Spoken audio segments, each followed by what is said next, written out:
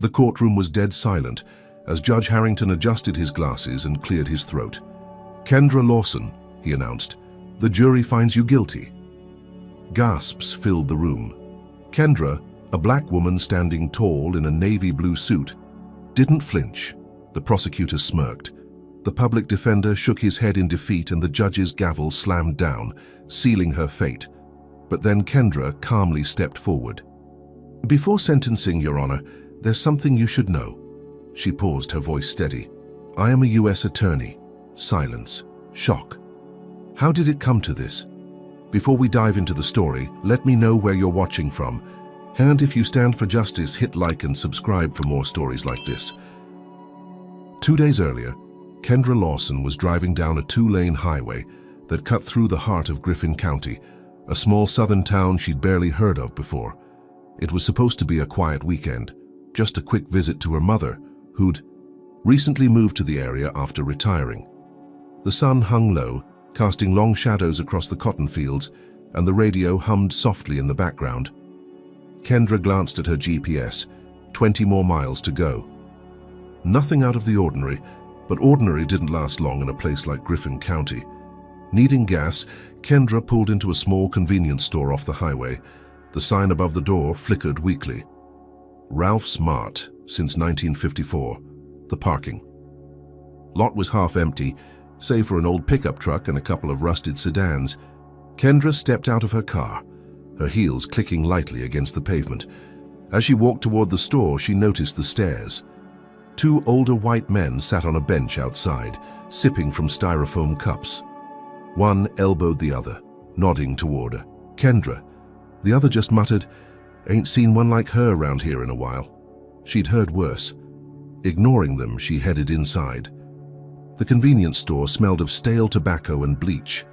Behind the counter stood Earl, a middle-aged, white man with thinning hair and an expression like he'd bitten into a lemon. His eyes narrowed the moment Kendra walked in. "Help you with something?" he asked, voice flat, gaze cold. "I just need to prepay for pump 4, Kendra replied, pulling out a $20 bill before she could place the money on the counter. A white man in a flannel shirt pushed past her, dropping a 6-pack of beer onto the counter. "Hold up, Earl. Ring me up first." Kendra blinked, momentarily stunned. "Excuse me, I was here first." Earl didn't even glance her way. "He's a regular," he muttered, scanning the beer. Anger flared in Kendra's chest, but she kept her voice even. "Regular or not, I'm standing here ready to pay. I'd appreciate it if you'd finish helping me before moving on to the next customer." The man in flannel turned, eyes narrowing. "Look, lady, if you don't like how we do things round here, you can take your business somewhere else." Kendra inhaled slowly, reining in the sharp retort that sat on the tip of her tongue. "I'm just asking for fair treatment. Nothing more." That was all it took. Earl slapped his hand down on the counter. "I don't need no lecture from you. You're causing a scene. Either pay and get out, or I'll call the cops." Kendra's heart pounded. This wasn't her first time dealing with racial hostility, but there was something about the smugness in their faces, the casual way they dismissed her presence, that made her blood boil. She reached into her wallet, pulled out another 20, and placed it firmly on the counter. "Pump 4, she said, her tone clipped. Earl snatched the bill, but instead of ringing it up, he picked up the phone behind the counter. "Actually, forget it. You're loitering. I'm calling the sheriff." Kendra's eyes widened. "Loitering? I'm trying to buy gas." "Yeah?" Earl sneered. "Tell it to the cops." Before she could say another word, the jingling of the bell above the door signaled the arrival of Officer Reed. He was tall, broad-shouldered, and wore his badge like a trophy. His eyes landed on Kendra, then flicked to Earl, who pointed accusingly. "She's been harassing customers and refusing to leave," Earl said, voice thick with feigned frustration. Kendra stepped forward, holding up her hands. "That's not true. I was just trying to prepay for gas and he—" "ID," Officer Reed interrupted, his hand already resting on his holster. Kendra froze. "Why do you need my ID? I haven't done anything wrong." Reed's expression hardened. "Ma'am, you're causing a disturbance. Show me your ID or I'll have to detain you." Her legal mind raced. She knew her rights. There was no probable cause, no crime committed. But standing her ground would only escalate the situation, and she could already see the older men outside. watching with smug satisfaction. Wordlessly, she reached into her purse and handed over her driver's license. Reed barely glanced at it before nodding. "Turn around. Hands behind your back." "What?" Kendra's voice rose in disbelief. "For what?" "Disturbing the peace," Reed replied, already pulling out his handcuffs. Resisting if you don't comply right now, every instinct screamed at her to protest, to cite the law he was so blatantly ignoring. But one look at his face told her he wasn't interested in the law. This was about power. "I'm an attorney," she said, keeping her voice calm. "You're making a mistake." Reed's lips curled into a mocking smile. "That so? Well, Miss Attorney, you can explain it down at the station." The cold metal of the cuffs snapped around her wrists. As he marched her out of the store, Kendra caught the satisfied smirk on Earl's face. One of the men on the bench chuckled. "Shoulda. Known her mouth would get her in trouble," he muttered. The sun was still shining, the highway still buzzing with the hum of passing cars.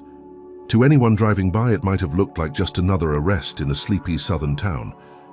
But for Kendra, it was the beginning of a nightmare she never saw coming.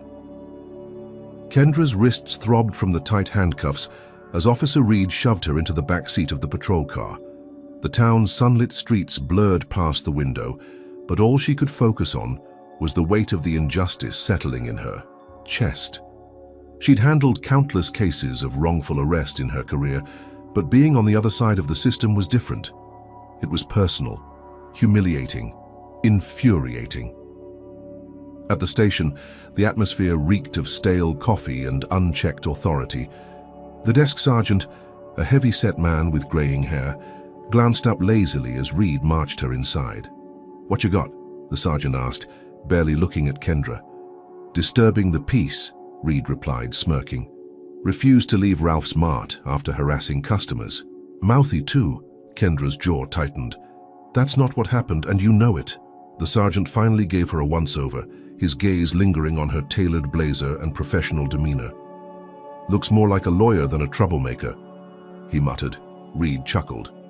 "That's what she claims."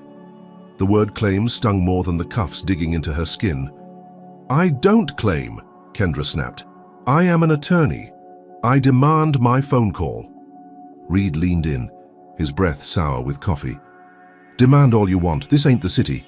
You play by our rules here." With that, he shoved her toward the holding cells. The metal door clanged shut behind her, sealing her in a grimy space barely large enough for the narrow bench bolted to the wall. The flickering overhead light buzzed like an insect trapped in amber. "Hey!" a voice muttered from the corner. Kendra turned to see a woman, Latina, mid-30s, sitting with her knees pulled to her chest. Her face was drawn, eyes hollow. "What did they get you for?" "Buying gas while black," Kendra replied dryly, lowering herself onto the bench. "And you?" The woman laughed bitterly. "Sleeping in my own apartment. Landlord said I was trespassing. Eviction notice came this morning. I paid rent last week." Kendra's stomach twisted. It wasn't just her. This town didn't just tolerate injustice. It thrived on it. Hours dragged by. Every time Kendra asked for her phone call, she was met with a dismissive wave. It wasn't until Officer Reed returned, coffee in hand and smug grin firmly in place, that she realized how deep the corruption ran. "Looks like you're stuck here overnight," he drawled, leaning against the cell bars. "Unless you want to apologize to good old Earl, maybe he'll drop the charges." Kendra's eyes narrowed. "Apologize for what? Existing?" Reed shrugged. "Suit yourself. Ain't like anyone's rushing to bail you out." Her heart sank. Without her phone call, no one even knew she was here. Her mother would assume she'd gotten delayed. Her office? They might not notice her absence until Monday. "And don't think flashing that fancy law degree will save you," Reed continued, voice dropping into a menacing whisper. "Round here, we don't take kindly to outsiders acting like they're better than us." That's when she saw it. The file tucked under his arm, marked with her name. Reed noticed her gaze and smirked. He slapped the file against the bars.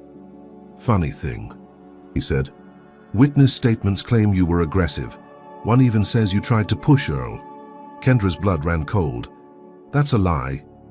"Maybe," Reed said, sipping his coffee.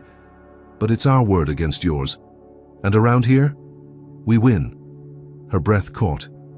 It wasn't just bias, it was deliberate. They were fabricating a case against her, knowing the system would back them up. Enjoy your stay, Miss Lawyer, Reed sneered before walking away whistling a cheery tune. Kendra slumped back against the cold cinderblock wall, mind racing. This wasn't just about her anymore. It was about everyone trapped in a system designed to break them. If she couldn't fight her way out, how many others would suffer the same fate? What do you think? Was Officer Reed's abuse of power inevitable in a town like this? Comment number 1 if you believe Kendra should fight back. Like this video and subscribe for more stories about standing up against injustice. But how can Kendra fight the system when every path forward seems blocked? And just how far are they willing to go to silence her? The cold of the cell seeped into Kendra's bones as night fell over the small-town jail. Sleep was impossible. Every time she closed her eyes, Reed's smug grin flashed behind her eyelids, followed by the image of Earl's triumphant smirk at the gas station. But anger wouldn't win this fight, strategy would. And if there was one thing Kendra Lawson knew how to do, it was build an airtight defense under pressure. Around midnight, the clatter of keys echoed down the hall. A young officer, barely out of his 20s, unlocked the cell door. His name, Tag Reed Carter. Stretch your legs, Lawson, he muttered, glancing nervously over his shoulder. 10 minutes in the common area, don't make me regret this. Kendra stood, wrist stiff from the hours spent in cuffs. Why the sudden kindness? Carter shrugged. Not everyone here thinks Reed's a hero. That was enough for her. She nodded in gratitude and stepped into the dimly lit corridor. Across the hall, the Latina woman, Maria, stared blankly at the wall, arms wrapped around herself. Any word on your situation? Kendra asked quietly, approaching her bench. Maria blinked as if waking from a daze. No, they said my landlord's pressing charges for trespassing. How do you trespass in your own home? You don't, Kendra said firmly. You fight it. Do you have a lawyer? Maria let out a hollow laugh. You're looking at... Her public defender didn't even ask my side of the story, just told me to take the plea and move on. Kendra's jaw tightened. This wasn't incompetence. It was systemic neglect. Give me the details. Every word. While Carter kept watch, Maria explained how her landlord, Peter Langley, a prominent property owner in the area, had shown up with an eviction notice, claiming lease violations. She'd presented receipts for her rent payments, but the deputy who arrived sided with Langley without question. Within hours, she was in cuffs. Kendra's mind worked furiously. Fabricated charges, absent defense, swift eviction. This wasn't random. It was a pattern. Carter cleared his throat. Time's up. As Kendra returned to her cell, an idea took shape. She couldn't just defend herself. She had to expose the system fueling these abuses. But first, she needed resources. Can I make my phone call now? She asked, voice sharp with determination. Carter hesitated, then nodded. One call, make it count. The payphone receiver was cold against her ear as she dialed a number she knew by heart. It rang twice before a familiar voice answered. Tanya, Miller speaking. Relief washed over Kendra. Tanya, it's me. I need your help. There was a pause, then Tanya's voice hardened. Kendra, what the hell is going on? I saw your name in an overnight arrest report. Are you okay? Not. Really? Kendra admitted, glancing toward the desk where Reed now sat, feet propped up, sipping coffee like he'd already won. I'm in Griffin County. Got arrested for disturbing the peace after calling out a racist store clerk. But it's deeper than that. They're falsifying records, intimidating tenants, and pushing people out of their homes. I've got one woman in here who was arrested after being evicted from her own apartment. Tanya cursed under her breath. That town's got a reputation, but I didn't think it was this bad. Are they letting you represent yourself? Judge Harrington's presiding, Kendra said. You know what that means. Tanya's silence spoke volumes. Judge Harrington was infamous for siding with law enforcement and local businesses, especially when the defendants were people of color. Listen, Kendra continued, lowering her voice. I need case law on unlawful evictions, patterns of misconduct by Langley and his associates, and any complaints filed against Officer Reed. Can you dig? Tanya didn't hesitate. I'm on it, but Kendra, be careful. If they're this bold, they won't back down quietly. I don't plan to be quiet either, Kendra replied. Email everything to my personal account. I'll access it as soon as I can. As she hung up, Reed sauntered over, twirling his keys. Who'd you call? Your boyfriend? Mama? Kendra smiled thinly. My office. I figured I'd let the Department of Justice know what Griffin County's been up to. Reed's smirk faltered just for a second. Then he leaned in, voice low and venomous. You think flashing that fancy title's gonna scare us? Lady, you're just another mouthy outsider. And around here, mouths get shut. He jingled the keys mockingly and walked away. Back in her cell, Kendra sat on the hard bench, mind racing. She had one night to prepare for court. No laptop, no law books, just her memory and determination. So she did what she'd been trained to do. She built her case in her head, step by step, point by point. She rehearsed cross-examinations, anticipating Reed's lies and Miles's smug prosecution tactics. She visualized each argument, each objection, until the sun rose and Officer Carter returned for morning rounds. But before Carter could unlock her cell, another officer, older, heavier, with a sour expression, stormed down the hall, waving a piece of paper. Who the hell called in a federal inquiry? He barked, eyes locking onto Kendra. Kendra stood, slowly, her face calm despite the adrenaline surging through her veins. I did. The officer cursed and turned to Reed, who'd just entered the station. We got a problem. Reed's face darkened. He stalked over to Kendra's cell, gripping the bar so tightly his knuckles turned white. You think you're smart? He hissed. Think calling your Fed buddies'll change anything? This is our town. You'll learn that real soon. Kendra didn't blink. We'll see whose town it really is once the truth comes out. Reed stepped back, breathing heavily. You just made the biggest mistake of your life. As the clock ticked toward her first court appearance, Kendra knew one thing for certain. This wasn't just about her anymore. It was about exposing the system that thrived on fear and silence, and she was done being silent. The sun barely crested the horizon when the clang of metal keys jolted Kendra awake. Officer Carter stood at her cell door, his face tight with something between pity and warning. Court's in 30 minutes, he muttered. Get ready. Kendra ran a hand down her face, shaking off the stiffness of a sleepless night. Her mind was sharp, though. She'd spent every moment preparing arguments, anticipating objections, and crafting a defense without paper or pen. She didn't need notes. She had experience. But experience didn't change the fact that this wasn't just a trial. It was an ambush. The walk to the courthouse was short but suffocating. Reed strutted beside her, cuffs clinking around her wrists. Hope you enjoyed your beauty rest, he sneered. Judge Harrington doesn't take kindly to cocky defendants, especially ones like you. Kendra didn't bite. She'd seen men like Reed in countless courtrooms, drunk on power, confident the system would always protect them.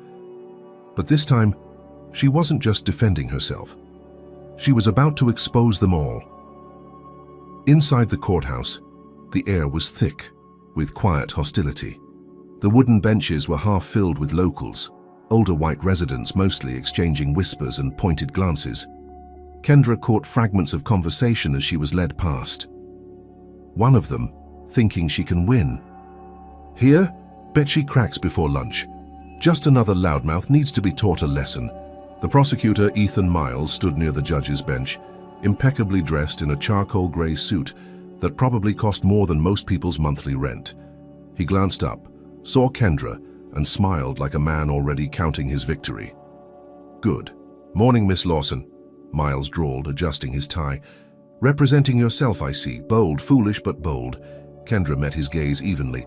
I've faced worse odds. His smile widened. Not here, you haven't. Judge Harrington entered, his robe billowing as he took his seat.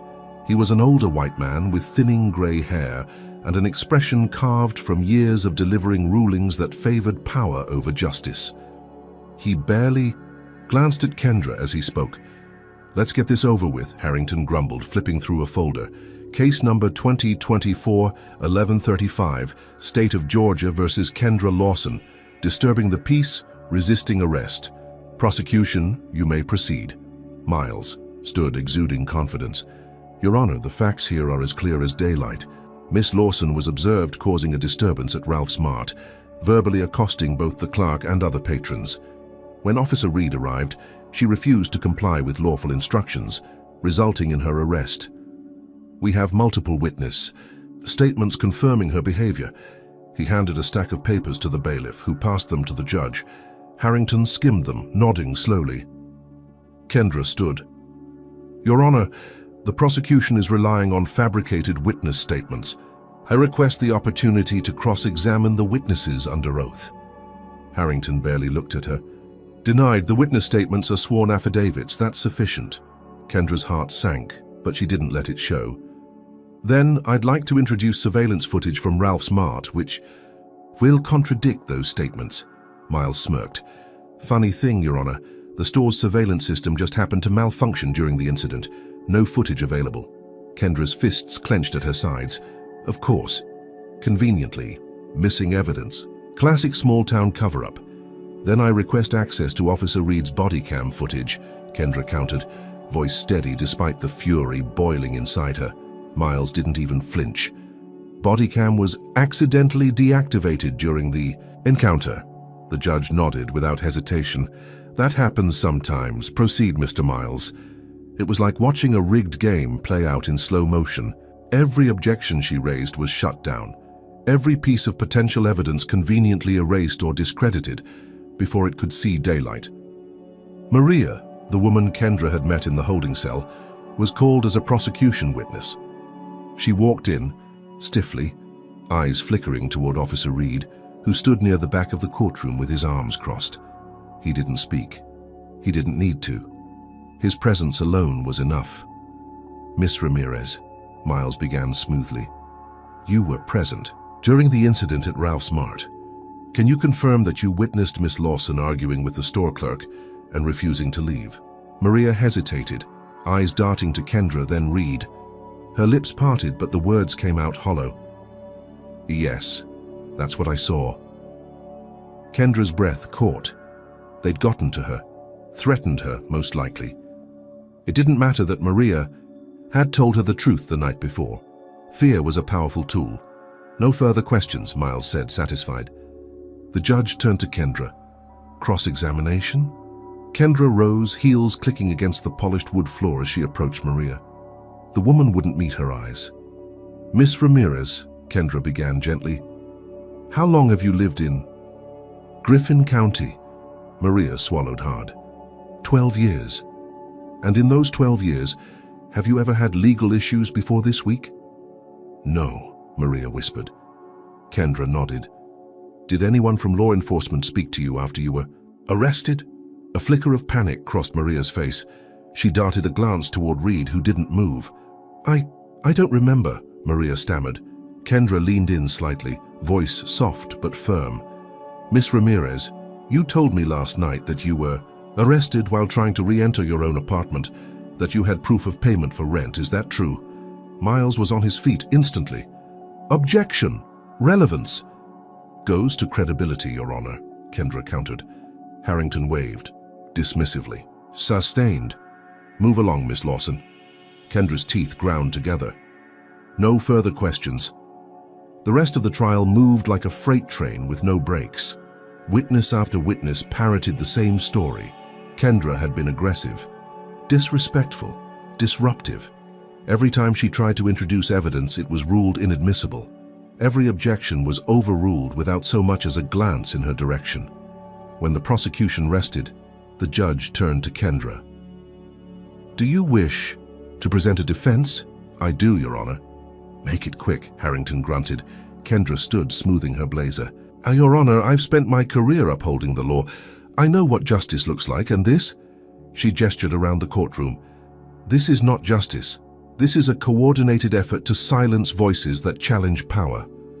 The prosecution's entire case relies on statements from individuals with clear biases and without supporting evidence. There's no body cam footage, no surveillance video, just words from men who see my presence here as a threat. Miles laughed quietly, shaking his head, but Kendra pressed on.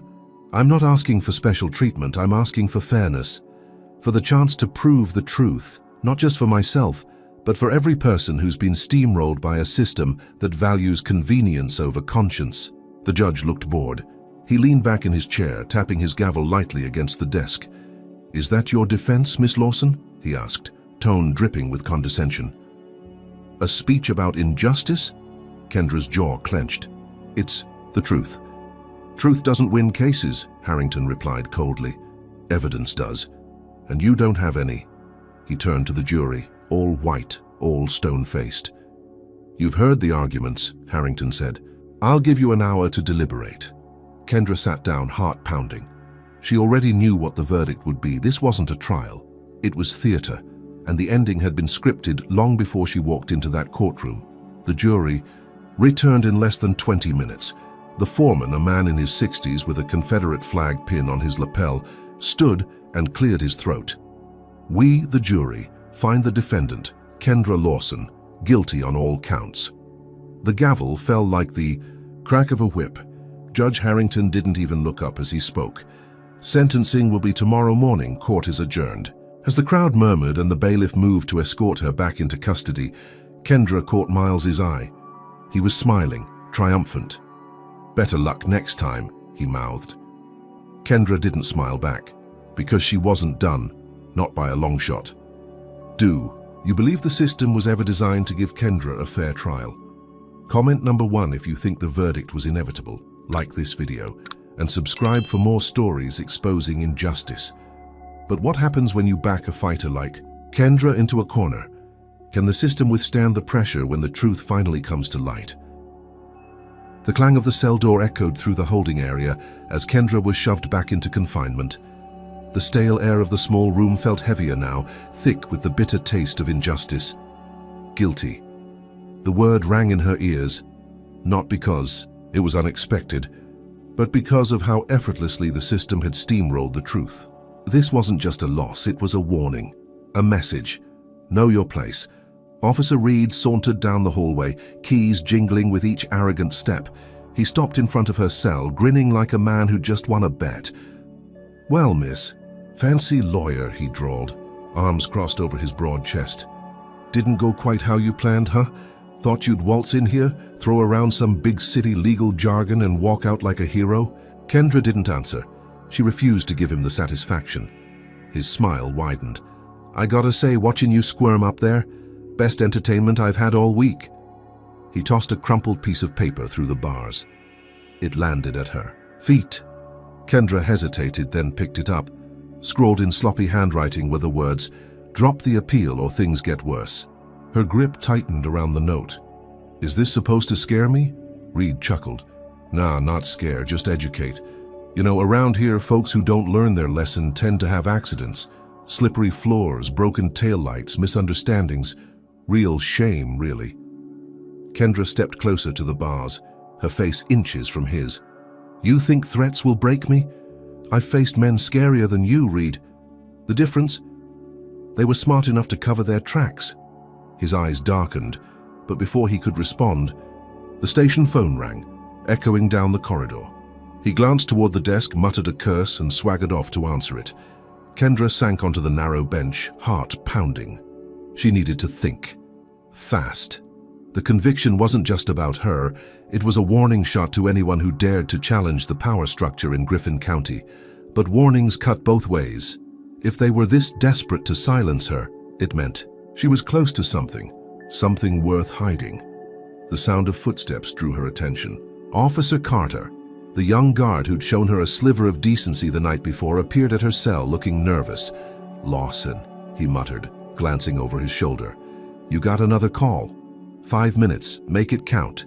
Kendra didn't waste time. He unlocked the cell and she hurried to the payphone on the wall.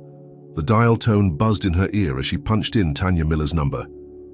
"It rang once, twice, Kendra." Tanya's voice snapped through the line, sharp with concern. "I just saw the verdict. What the hell happened?" "Exactly what we expected," Kendra replied, keeping her voice low. "The judge blocked every piece of evidence I tried to introduce. The jury was stacked. The witnesses coached. It was a performance, and the script was written before I stepped foot in that courtroom." Tanya cursed quietly. "I'm pulling everything I can on Harrington, Miles, and Reed, but the paper trail's thin. These guys know how to cover their tracks. Then we need something they can't bury, Kendra said, mind racing. Did you find anything on the housing scheme Maria mentioned? Peter Langley's evictions? There was a pause, then the sound of keys clacking furiously. Hold on, got something. Multiple complaints filed against Langley for illegal evictions, all dismissed by the same judge, Harrington. And get this, Langley's company made several large donations to Harrington's re-election campaign last year. The dots are connecting. Kendra's jaw tightened. That's enough to start shaking the tree. Get that to the DOJ. If we can't fight them here, we'll fight them from above. Carter cleared his throat, tapping his watch. Time's up. Tanya, Kendra said quickly, I need one more thing. Get someone to check on my mom. Quietly. If they're willing to threaten me, they won't hesitate to use her as leverage. On it, Tanya promised. Stay safe. They're cornered, and cornered animals bite. Kendra hung up and let Carter escort her back to the cell. As she passed Reed at the front desk, he gave her an exaggerated wink. Sleep tight, Lawson. Big day tomorrow, sentencing and all. She didn't flinch. Better enjoy the smugness while you can, Reed. Your turn's coming. His grin slipped just for a second. It was enough. Back in her cell, Kendra sat down and exhaled slowly, steadying her nerves. This wasn't over. Not by a long shot. The system was corrupt, but corruption bred arrogance, and arrogance led to mistakes. She just had to wait for them to make the next one. As midnight approached, she lay down on the cold bench, eyes fixed on the flickering light overhead. Somewhere outside, in the dark corners of Griffin County, powerful men were scheming, convinced they'd won. They hadn't. Not yet. The sun barely pierced the gray morning sky when the guards yanked Kendra from her cell. Her sentencing hearing wasn't scheduled until the afternoon, but Officer Reed had other plans. He grinned as he tightened the cuffs around her wrists, yanking her forward with unnecessary force. Hope you practiced your plea for mercy, Reed sneered, guiding her toward the courthouse. Not that it'll matter. Harrington's got a special kind of sentence lined up for smart mouths like you. Kendra didn't flinch. She'd faced worse. And thanks to Tanya's late-night findings, she had ammunition. Langley's illegal evictions, Judge Harrington's campaign donations, and Reed's suspicious reports, it was enough to start prying open the cracks in their facade. But she had to survive today first. Inside the courthouse, the air was thick with anticipation. The same crowd, as yesterday had gathered, locals who thrived on seeing someone like Kendra put in her place. She spotted Maria Ramirez sitting near the back, her face pale and anxious. Reed must have gotten to her again. The weight of intimidation hung heavy over everyone who dared to speak the truth. Ethan Miles, the smug prosecutor, stood by the bench, chatting casually with Judge Harrington like they were old friends. Because they were. Griffin County was nothing if not predictable. All rise, the bailiff called as Harrington entered, his black robe flowing behind him like a king taking his throne. Let's get this circus over with, Harrington grunted, dropping into his chair. His eyes barely flickered toward Kendra as she was led to the defense table. Miss Lawson, you requested to address the court before sentencing. Make it quick. Kendra stood, wrists still cuffed in front of her. She didn't ask for them to be removed. Let them see her shackled. Let the image burn. Your Honor, she began, voice steady. This case isn't about disturbing the peace. It's about disturbing the status quo. I wasn't arrested for arguing with a store clerk. I was arrested for refusing to bow to a system designed to silence people who look like me. Harrington sighed loudly, but Kendra pressed on. I've uncovered evidence linking Officer Reed, Prosecutor Miles, and Mr. Peter Langley to a pattern of illegal evictions targeting minority tenants. So I've forwarded those findings to the Department of Justice. That got their attention. Miles's smug grin faltered, and Reed, standing by the door, stiffened like a snake ready to strike. The affidavits presented by the prosecution were obtained under duress, Kendra continued. Maria Ramirez, the state's witness, was threatened with additional charges if she didn't testify against me. Maria's head snapped up, eyes wide with panic. Kendra held her gaze. Now's the time, her look said. Stand up, or they'll keep doing this to you and everyone else. Objection! Miles barked, slamming his hand on the table. Unsubstantiated accusations meant to distract from sentencing. Sustained, Judge Harrington muttered. Wrap it up, Miss Lawson. Kendra took a breath. This town has operated under the assumption that silence equals control. But silence is breaking. The DOJ's investigation is underway. This trial, it's not just about me anymore. Harrington's face darkened. Enough. Sit down. Mr. Miles, any further comments before sentencing? Miles stood, smoothing his tie. Only that the defendant has shown nothing but contempt for this court and the rule of law. I recommend the maximum sentence. The judge nodded, like it was already decided, because it was. Very well. Wait. A voice rang out from the back. Maria Ramirez stood, trembling but determined. I lied yesterday. They made me lie. Miss Lawson didn't do anything wrong. Officer Reed said if I didn't back their story, they'd charge me with trespassing again and take my kids away. The room erupted. Miles paled. Harrington slammed his gavel, and Reed surged forward. Sit down, Ramirez, or you'll regret. Hit, Reed snapped. But the damage was done. The truth was out. Kendra met Maria's eyes, silently thanking her for her courage. It was the first crack in the wall. Now she had to widen it. Your Honor, Kendra said calmly, in light of this new testimony, I move to dismiss the charges and open an inquiry into prosecutorial and law enforcement misconduct. Harrington's face twisted with fury. Denied, bailiff removed the defendant from the courtroom. Two officers rushed toward Kendra, but she didn't resist. She'd planted the seed. Now it was only a matter of time, as they dragged her out. Kendra caught Miles's eye. His earlier confidence had vanished, replaced by something closer to fear. The tide was turning. Do you think Maria did the right thing by speaking out, despite the risks? Comment number 1 if you support her. Bravery, like this video, and subscribe for more stories that reveal the fight for justice. But now that the truth is exposed, how far will the corrupt system go to protect itself? And can Kendra survive the backlash that's sure to come? The heavy slam of the cell door echoed in Kendra's ears as she stumbled inside. Her wrists raw from the handcuffs. Officer Reed didn't bother hiding his satisfaction as he locked the door, keys jingling like a victory bell. Big speech you gave back there, Lawson? He sneered, leaning against the bars. Thought you'd break the system wide open, huh? Newsflash, you just made things worse for yourself.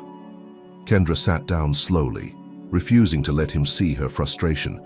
She'd expected retaliation, but Maria's bold confession had been worth it. The truth was out now, and once it was out, it was hard to bury. Reed could gloat all he wanted. He was standing on crumbling ground. Enjoy the view while you can, Reed, she muttered, stretching her aching shoulders. Because when you fall, it'll be fast and hard. His smirk faltered for half a second, but he recovered quickly. Fall? Lady, you don't get it. This is our town. No fancy law degree changes that. He stalked away, boots thudding against the concrete floor, leaving Kendra alone with the buzzing fluorescent light overhead. Her mind raced. Maria's confession was powerful, but the judge had dismissed it like an annoying fly. Without hard evidence to back her up, it was her word against a system built to protect itself. And then, as if the universe answered her silent plea, the cell block phone rang. The night guard, Carter, the only one with a shred of decency, answered, then glanced her way. Lawson, he called, unlocking the cell door. You've got a call. It's urgent. Heart pounding, Kendra hurried to the phone. Tanya? She asked. Barely breathing. Yeah, it's me. Tanya's voice snapped through the line, sharp and urgent. I've got something. You were right about Langley. He's been running a housing scam for years. Illegal evictions, falsified lease violations, and bribing city inspectors to sign off on unlivable properties. Guess who's been covering for him? Kendra's fingers tightened around the phone. Let me guess. Judge Harrington. Bingo, Tanya confirmed. Campaign donations, personal favors, even a private hunting trip they took together last fall. I've sent everything to the DOJ. They're interested, but they need a local complaint to trigger an investigation. Can you get someone to file? Kendra's mind raced. Maria. She could file a complaint as a direct victim. But getting Maria back into the courthouse after what had just happened, that was a risk. "I'll find someone," Kendra said. "Get everything ready. We don't have much time." As she hung up, Carter eyed her warily. "What's going on?" "Justice," Kendra replied, stepping back into her cell, or at least the start of it. The next morning, the courthouse buzzed with tension. News of Maria's confession had spread, but without official action, the system held firm. Judge Harrington entered the courtroom with the same dismissive glare, and Miles stood beside him, smug and confident. "Let's get this circus finished," Harrington muttered. "Miss Lawson, any last words before sentencing?" Kendra stood, spine straight despite the exhaustion weighing her down. "Yes, Your Honor," she said calmly. "I move to introduce new evidence." Miles barked a laugh. "Really? You tried that yesterday and it got you nowhere." Kendra didn't blink. "This time I have supporting documentation, emails, bank statements, and recorded complaints linking Peter Langley's eviction scheme to campaign contributions made to your re-election fund, Judge Harrington." The room froze. Harrington's gavel hovered in the air, his face blanching. "What the hell are you talking about?" Kendra reached into the envelope Carter had slipped her that morning. "Tanya's evidence. Printed and organized. These documents show a clear pattern of corruption, Your Honor. And under Rule 3.5 of the Judicial Code of Conduct, I'm formally requesting your recusal from this case." Gasps rippled through the room. Harrington's hand trembled as he gripped the gavel tighter. "This is outrageous! Bailiff, confiscate those papers!" The bailiff hesitated, eyes flicking toward the evidence. He wasn't sure who to obey. Kendra seized the moment. "I've already sent copies to the DOJ," she announced. "Confiscating them won't make a difference. The wheels are already turning."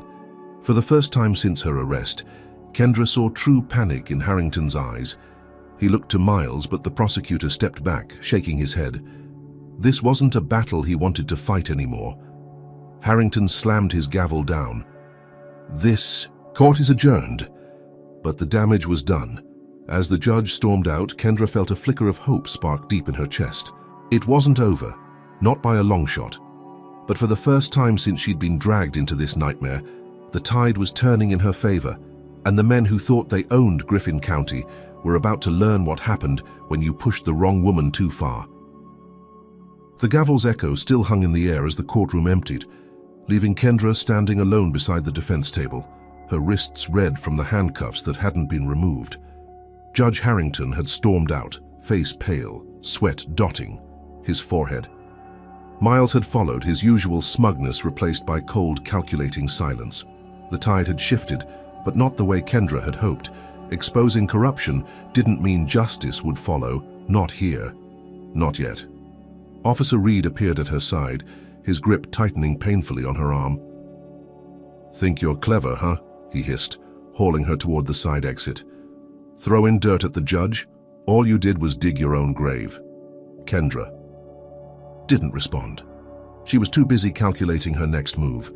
The DOJ had the documents, but without an official complaint from a victim like Maria, the investigation could stall.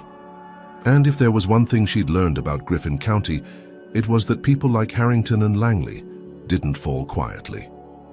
Reed shoved her into the back of the patrol car, slamming the door harder than necessary. Through the barred window, she watched as Miles stood on the courthouse steps, phone pressed to his ear. His face was tight, lips moving fast. He wasn't calling to concede, he was calling to regroup. Back at the station, Kendra was thrown into the same cold cell she'd spent the last few nights in. The fluorescent light overhead flickered like a dying heartbeat. Officer Carter appeared moments later, face drawn, his usual cautious kindness replaced by pure exhaustion. "Phone call," he muttered, unlocking the cell. "Make it quick, they're pissed." Kendra didn't waste time. She dialed Tanya's number. Her fingers steady despite the adrenaline flooding her system. It rang once, twice, then, "Kendra?" Tanya's voice was sharp, urgent. "What the hell happened? I just got word the judge dismissed your motion and called for immediate sentencing. They're trying to bury this before the DOJ can act." Kendra closed her eyes, inhaling slowly. "I figured as much. What about Langley? Any movement on his end?" Tanya cursed under her breath. "That's the other problem. Langley filed a harassment complaint against you, claiming you tried to extort him with false accusations. It's flimsy as hell, but in this town, flimsy's enough. Kendra's grip on the receiver tightened. They weren't just playing defense, they were going on the offensive. She was no longer just a nuisance, she was a threat. And they were treating her accordingly. "Get me one thing," Kendra said quietly. "I need Maria Ramirez to file her official complaint. Without her, the DOJ won't move fast enough." Tanya hesitated. "Kendra, Maria's terrified. She's already gotten eviction threats. If she steps up now, they'll destroy her." "They'll destroy her either way," Kendra replied, voice firm. "If we don't fight now, Langley and Harrington keep grinding people like her under their heels. Tell her I'll stand with her, whatever it takes." A long silence stretched over the line. Then Tanya exhaled sharply. "All right, I'll talk to her. But you need to be ready, they're not done with you yet." As Kendra hung up, Carter hovered nearby, eyes flicking toward the surveillance camera in the corner. "You made some powerful enemies," he muttered, unlocking the cell door. "Reed's been bragging about how they're going to make sure you disappear into the system, transfer you to a state facility, lose the paperwork, bury you in bureaucracy." Kendra's heart skipped. She'd seen it happen before. In corrupt jurisdictions, inconvenient prisoners often found themselves misplaced in the system, shuffled from jail to jail until they faded from memory. "Thanks for the warning," she said quietly, stepping back into the cell. "But I'm not disappearing, not today."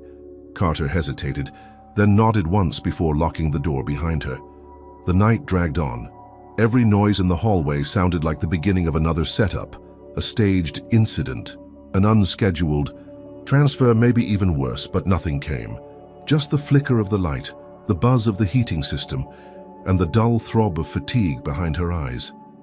At dawn, the sharp clang of metal jolted her awake. Officer Reed stood at the cell door, grinning like a man who'd already won the war.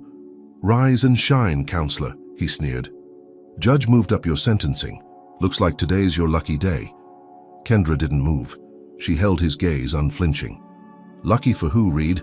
Because from where I'm standing, your little empire's starting to crack." His smile faltered. Just for a second, but it was enough. As she was led through the station, her mind raced. Maria's complaint could still turn the tide. But if sentencing happened first, if Harrington slammed down the gavel and shipped her off to state custody, everything would stall. The corruption would settle back into place, thicker and stronger than before. And that's when the front door burst open. Tanya Miller strode in, flanked by two men in dark suits, federal agents, badges glinting in the morning light. Behind them, Maria Ramirez stood clutching a folder, her face pale but determined. "I'm here to file an official complaint," Maria announced, voice trembling but clear. "Against Peter Langley and Judge Harrington." The entire station froze. Reed's grip on Kendra's arm tightened, then loosened as the lead agent held up a federal warrant. "Step away from Miss Lawson," the agent ordered. "We're here under the authority of the Department of Justice. This station is now under federal review." Reed's face twisted with rage. "You can't do that. This is Griffin County jurisdiction." "Not anymore," the agent interrupted. "This jurisdiction is compromised. Hands where we can see them." As Reed reluctantly stepped back, Kendra met Tanya's gaze, heart pounding with relief. They'd done it. The wall had cracked, and now it was crumbling. But victory wasn't guaranteed. Not yet. Langley, Harrington, Miles, they wouldn't fall, quietly. And the next move. It would be the most dangerous one yet. Do you think Maria made the right choice, risking everything to file that complaint? Comment number 1 if you believe standing up for justice is worth the risk. Like this video. And subscribe for more stories exposing corruption and fighting back. But with the system exposed and powerful men cornered, how far will they go to protect themselves? Can Kendra survive the backlash that's sure to come? The courthouse was buzzing like a disturbed beehive when Kendra stepped out of the holding cell, flanked by 2 federal agents. Officer Reed was nowhere in sight, but his absence didn't comfort her. Men like him didn't retreat. They regrouped. Tanya hurried alongside her, phone in hand, eyes darting around the hallway. "The DOJ confirmed they've opened an official inquiry," she whispered. Harrington's under review, Langley's assets are being flagged, and the complaints are piling up. Kendra nodded, adjusting the cuffs of her blazer, borrowed from a sympathetic court clerk after the feds ordered her release from county custody. But they haven't fallen yet. Tanya's jaw tightened. Not yet. But we rattled the cage. They entered the courtroom, and the hum of whispered conversations cut off like a switch. Every seat was filled, locals, reporters, and courthouse staff, all drawn by the scent of scandal. Miles stood at the prosecutor's table, his usual smugness wiped clean, replaced by a brittle mask of control. Judge Harrington sat high on the airy bench, but his face was tight, pale like a man bracing for impact. "Court is now in session," the bailiff called, voice cracking under the weight of the moment. Harrington banged his gavel once, hard. "Let's proceed. Sentencing for case number 2024-1135, State of Georgia versus Kendra Lawson." Kendra stood, her posture unyielding.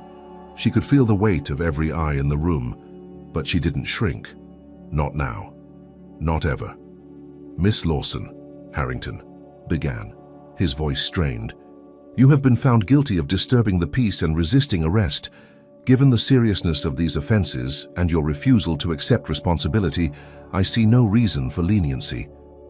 The words rolled out mechanically, like a man trying to cling to a script while the stage collapsed around him. "Your Honor," Kendra interrupted, stepping forward. "Before sentencing, I move for dismissal based on prosecutorial misconduct and judicial conflict of interest." Harrington's eyes flared. "Motion denied. Sit down, Miss Lawson." "I'm not finished," Kendra shot back, voice rising. "The Department of Justice has opened an inquiry into this court's handling of cases involving minorities, particularly those tied to Peter Langley's housing developments. There is credible evidence that eviction complaints were falsified, tenants were unlawfully removed, and local law enforcement, namely Officer Reed, acted as enforcers for Langley's schemes." Gasps rippled through the room. Miles shifted uncomfortably, sweat glistening on his brow. He glanced toward Harrington, who gripped the edge of his bench so tightly his knuckles turned white. "This court," Kendra continued, "has demonstrated clear bias and a failure to uphold justice. I am requesting an immediate stay of sentencing, pending the outcome of the federal investigation." Harrington slammed the gavel down so hard it echoed like a gunshot. "Enough! This is my courtroom, Miss Lawson. You don't dictate the proceedings here." Kendra didn't flinch. "Respectfully, Your Honor, you're wrong. When corruption taints the bench, it ceases to be your courtroom. It becomes a crime scene." The silence that followed was deafening. Then, the door at the back of the courtroom creaked open. A stern-faced federal agent entered, followed by two uniformed officers. The agent held up a document. "Judge Harrington," the agent announced, voice calm but unyielding, "under the authority of the Department of Justice, you are hereby ordered to recuse yourself from these proceedings, effective immediately. An independent review panel has been appointed to oversee any further actions in this case." Harrington froze, mouth opening and closing like a fish yanked from water. The gavel slipped from his hand, clattering against the desk. I, he stammered, before slumping back into his chair, defeated. The agent didn't wait for a response. "Bailiff, please escort the judge from the bench." The room erupted. Reporters scrambled for photos, locals whispered in shock, and Miles visibly paled. He turned toward the exit, but another agent stepped into his path. "Mr. Miles," the agent said coolly, holding up another warrant. "We need to have a conversation. Now." As Harrington was led away, his face twisted into something between rage and despair, Kendra exhaled slowly. The weight on her chest didn't lift entirely. There were still battles ahead. But this was a victory. Tanya appeared beside her, eyes wide. "I can't believe it. We actually did it." Kendra gave a tired smile. "Not done yet, but we're close." Across the room, Maria Ramirez sat quietly, clutching the copy of her official complaint. She met Kendra's gaze and nodded once, a silent acknowledgement of shared courage. And standing near the exit, partially obscured by the crowd, was Officer Reed. He wasn't smiling anymore. His face was cold, calculating. And then he was gone, slipping out the side door without a word. Kendra's gut twisted. The system might be cracking, but the most dangerous players weren't out of the game yet. The question now was simple. How far would they go to protect what was left of their empire? The courthouse steps were swarming with reporters as Kendra exited, Tanya close behind. Microphones thrust forward, cameras flashing, voices overlapping with questions. Miss Lawson, how does it feel to have Judge Harrington removed from the bench? You think Peter Langley will face charges next? Was your arrest part of a larger cover-up? Kendra kept walking, jaw tight. There was no time for victory laps. Harrington was down, but the system that propped him up was far from broken. And men, like Reed, they didn't lick their wounds quietly. Tanya leaned in as they pushed through the crowd. We need to get you somewhere safe. I don't like how quiet it's been since the judge got pulled. Kendra nodded, her instincts screaming the same warning. She pulled out her phone, dialing her mother's number. It rang once, twice, straight to voicemail. Her stomach dropped. Tanya, my mom's not answering. Tanya froze. You think? I don't think. Kendra cut in, already flagging down a passing federal agent. I know. The drive to her mother's house was tense, sirens off. The black SUV weaving through side streets to avoid attention. When they pulled up, everything looked normal, too normal. The porch light was on, the front door closed, but the curtains, usually drawn in the evening, were wide open. Stay here, Kendra ordered, ignoring Tanya's protest as she climbed out, adrenaline pounding in her veins. She approached the house slowly, scanning for movement. Nothing. Hand hovering near the pepper spray in her coat pocket, she stepped onto the porch and knocked. Silence. Mom? Kendra called, trying the knob. It turned easily. Unlocked. Her heart hammered. Something was wrong. Her mother never left the door unlocked. She pushed the door open and stepped inside. The house was dark, except for the glow from the kitchen light. Plates sat untouched on the dining table, 2 glasses of iced tea sweating beside them. Dinner interrupted. Mom? She called again, voice tightening. It's me. Where are you? A floorboard creaked behind her. Kendra spun around, just as a shadow lunged from the hallway. She barely had time to react before a rough hand clamped over her mouth, dragging her backward. She kicked, twisted, but the grip was iron. Thought you were smart, huh? A familiar voice hissed in her ear. Officer Reed. His breath was hot and rancid against her skin. You think taking down Harrington means you won? Lady, you don't even know what game you're playing. Kendra bit down hard on his hand. He cursed, loosening his grip just enough for her to twist free. She stumbled forward, grabbing the nearest object, a ceramic vase, and hurled it at him. It shattered against his shoulder, staggering him. Where's my mother? She demanded, backing toward the kitchen. Reed wiped blood from his lip, eyes gleaming with malice. Safe, for now. Depends on how cooperative you feel. Kendra's mind raced. He was bluffing. He had to be. If they'd already taken her mother, he wouldn't bother negotiating. Here's how this works, Reed continued, advancing slowly. You're gonna call your fancy DOJ friends and tell them you lied. Say you fabricated the evidence. You do that and maybe your mama gets to sleep in her own bed tonight. Kendra's hand found the edge of the kitchen counter. Her phone was there, buzzing silently with missed calls from Tanya. And beside it, the heavy cast iron skillet. Her mother always kept on the stove. She made her decision in an instant. You want me to call the DOJ? She said, voice steady despite the terror clawing at her throat. Fine, let me grab my phone. Reed smiled like a man already tasting victory. He nodded toward the counter. Slow, no funny business. Kendra stepped sideways, reaching for the phone with one hand while her other curled around the skillet handle. Reed's eyes stayed on the phone, not the weapon. The moment her fingers closed around the cold metal, she swung with every ounce of strength she had. The skillet connected with the side of his head with a sickening crack. Reed's eyes rolled back as he staggered, then collapsed like a felled tree, unconscious before he hit the floor. Breathing hard, Kendra didn't waste a second. She snatched her phone and dialed Tanya. Get the feds here. Now, she panted.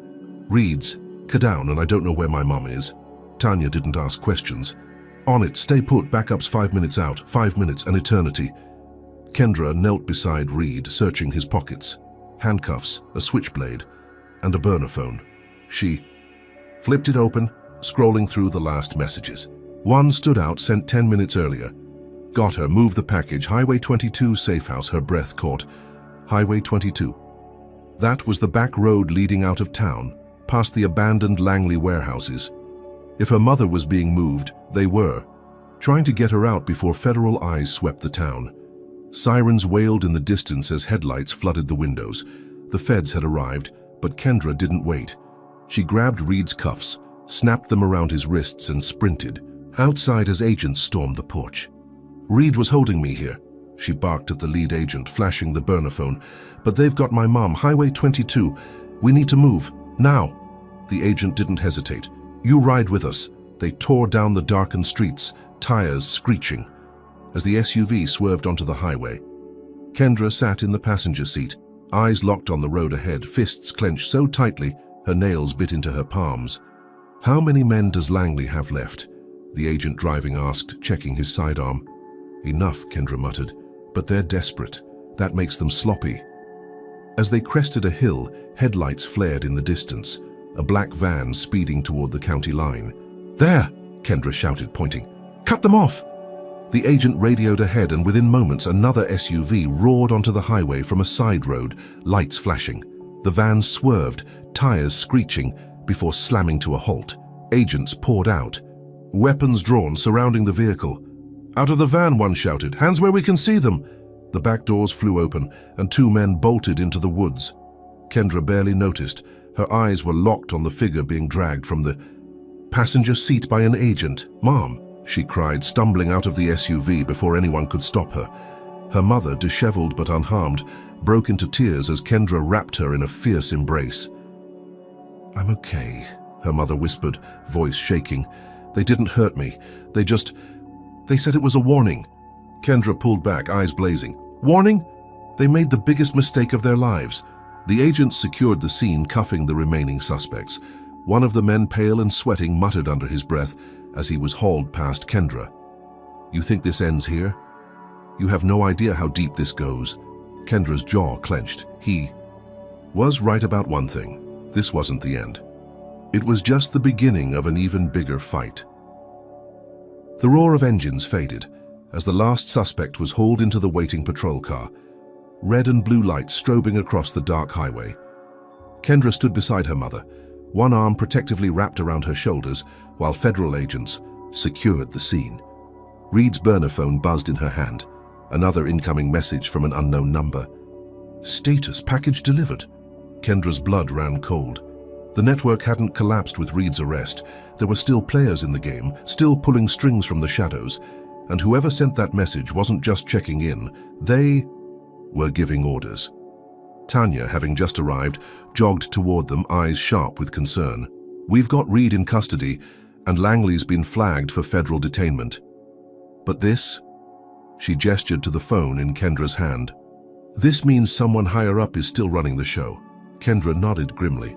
Reed was a foot soldier, Harrington was muscle, Langley was money. But the brains? They're still out there. The lead agent, Ramirez, a stern woman with short-cropped hair and a no-nonsense demeanor, approached, glancing at the phone. "We'll trace the number, but if they realize Reed's down, they'll scatter." "Or retaliate," Kendra countered. "We can't wait. We need to hit them now while they're exposed." Ramirez hesitated. "We don't have enough for search warrants beyond Langley's properties. Anything more and it'll look like a federal overreach."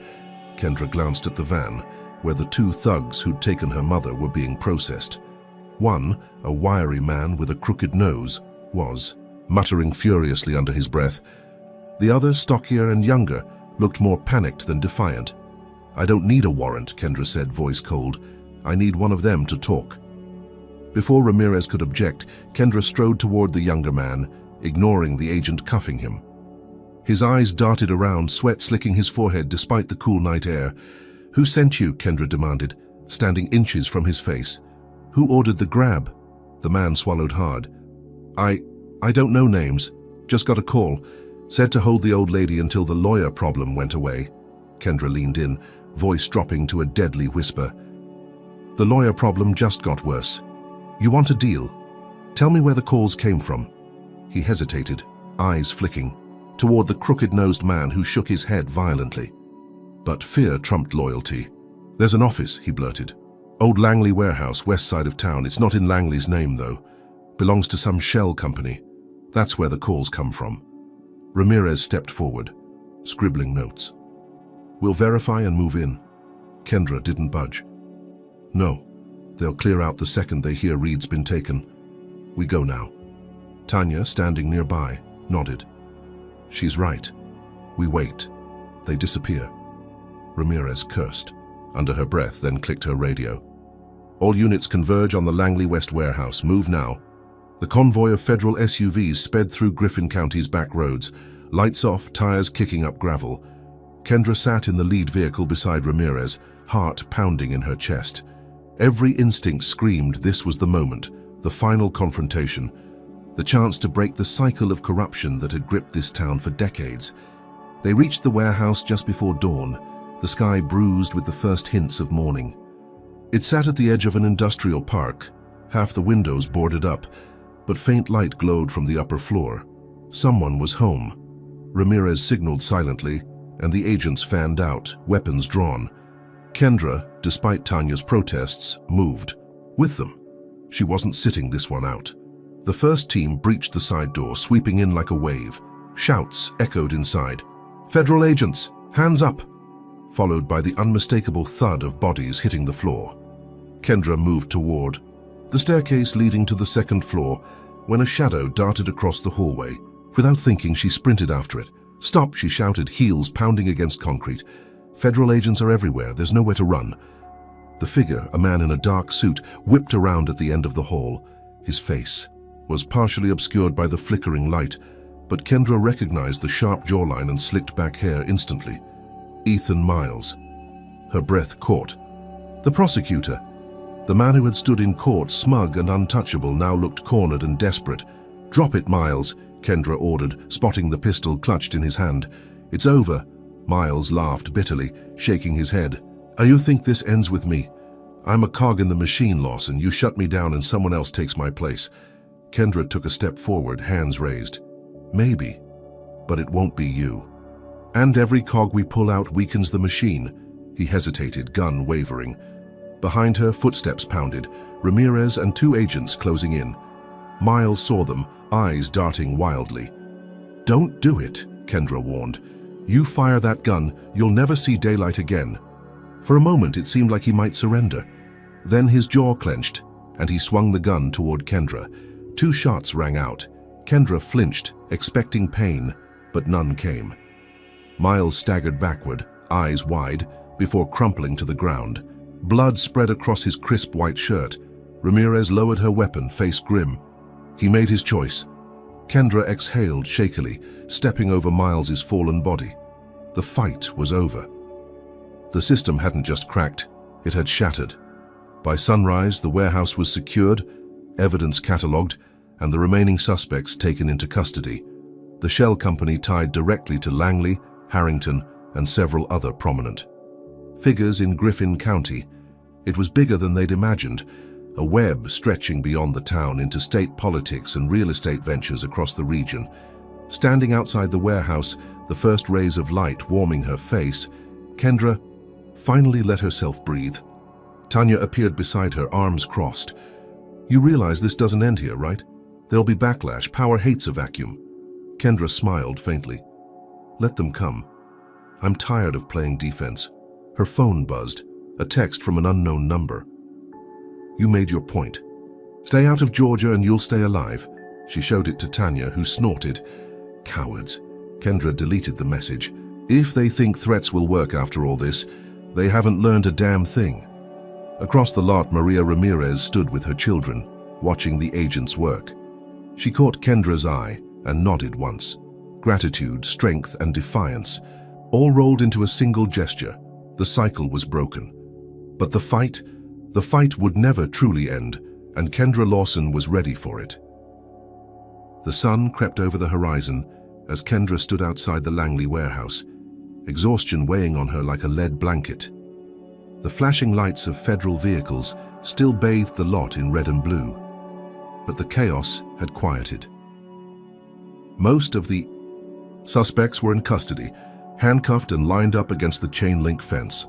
Miles was being loaded into an ambulance, pale and unconscious, while Reed, Langley, and several others were already en route to federal holding. Tanya approached, phone pressed to her ear. DOJ confirmed the takedown, the shell company running. Langley's eviction racket is being dismantled as we speak. It's over, Kendra. Kendra nodded, though the weight in her chest didn't lift. It's never really over, Tanya. This town didn't rot overnight. It won't heal overnight either. Tanya sighed, running a hand through her hair. No, but it's a start. The system's exposed. The people running it are facing charges. That's more than most get. Across the lot, Maria Ramirez stood with her 2 children, watching quietly. One of the federal agents handed her a folder, official documentation, confirming the dismissal of her trespassing charge and her reinstated tenancy. Her landlord, tied directly to Langley's corrupt network, had already been arrested. Kendra walked over, ignoring the ache in her legs. You did it, Maria. You stood up, and you won. Maria's eyes filled with tears, but she didn't cry. Instead, she clasped Kendra's hands tightly. We won. If you hadn't believed me, if you hadn't fought, they would have buried me like they've buried so many others. Kendra swallowed the lump in her throat. No one gets buried if we keep shining light in the dark places.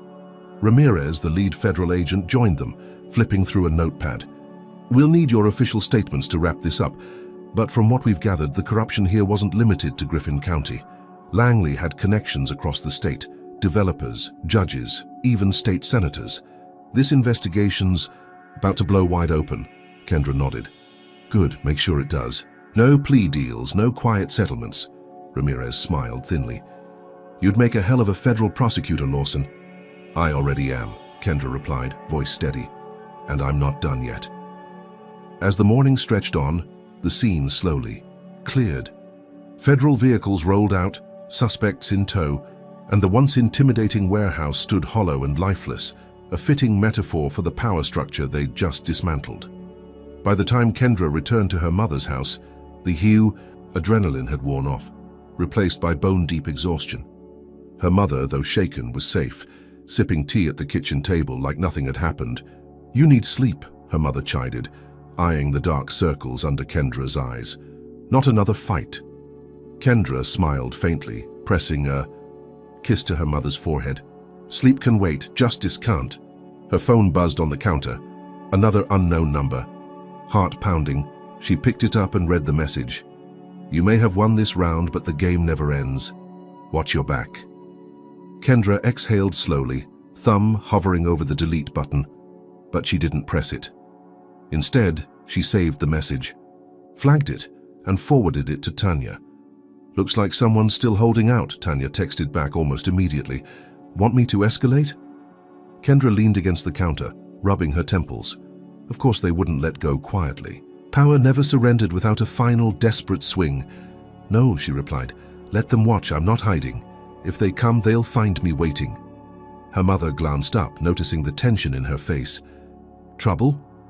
Nothing. New, Kendra said softly, slipping the phone into her pocket. Just the usual cowards trying to scare the truth away.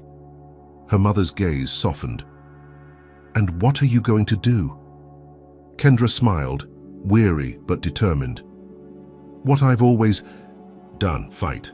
Later that day, she sat in her office back in Atlanta, reviewing case files and preparing follow-up reports for the DOJ.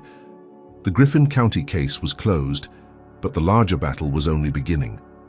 Corruption didn't exist in isolation. It spread like rot through the cracks of complacency, feeding on silence and fear.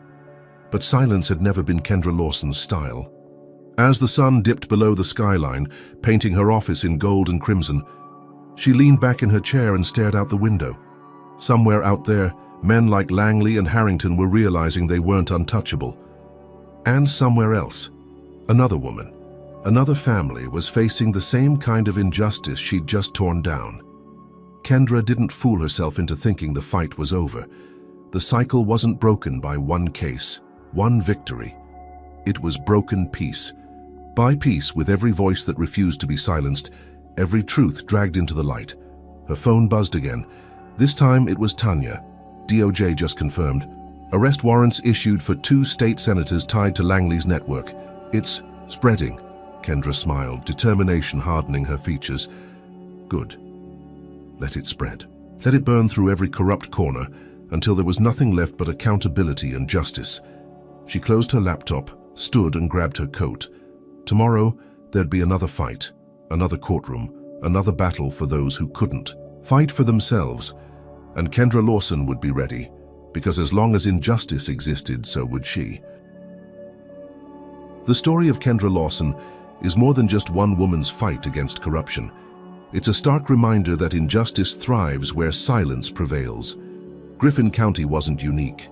It was a reflection of countless communities where power remains unchecked, where systems designed to protect the vulnerable are twisted to oppress them instead. But Kendra's relentless pursuit of truth shows us one crucial lesson. Change begins when someone refuses to look the other way. Kendra didn't win because she had a title or legal expertise. She won because she refused to accept injustice as inevitable. She stood up not just for herself, but for people like Maria Ramirez, whose voices were systematically silenced. Every step Kendra took exposed another crack in the system, proving that courage, combined with persistence, can dismantle even the most fortified walls of corruption. This story also highlights the importance of community. Kendra's victory wasn't hers alone.